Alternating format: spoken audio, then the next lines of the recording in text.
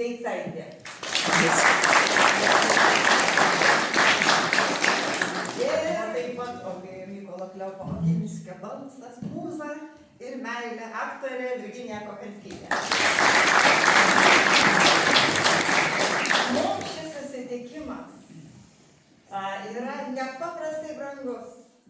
Yra 20 mečiai, kaip mes įsimylėjom Mykolą Kleopą Oginskį, kaip mes jį atradom. Ne, mes ne pačios atradom, tiesą sakant, muziejininkai.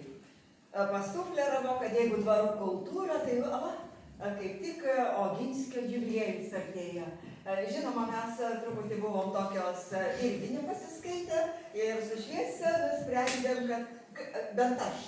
Kaip puiku, taigi mes su Petru Venclovu buvom Čiurlionį programą parengę. Šviesa skambino Čiurlionį, taigi Oginskio polonezus paskambint. Ir laiškų Čiurlionis Oginskį prirašęs ir jie yra išsisaugoję, tai nieko nebus sudėtingo.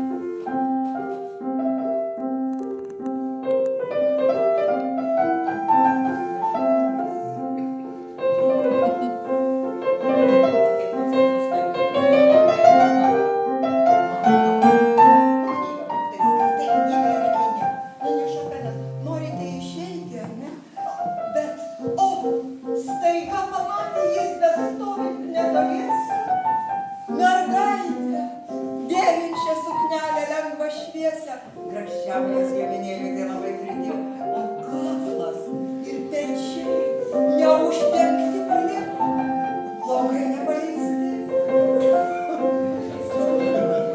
Paleisti, tik smulkiai suraityti, baltom švelniom sragelėm apie galvą šilti. Dabar jūsų neklausiu, paklausiu, sakys labai jau čia tada privačiai, ar graži?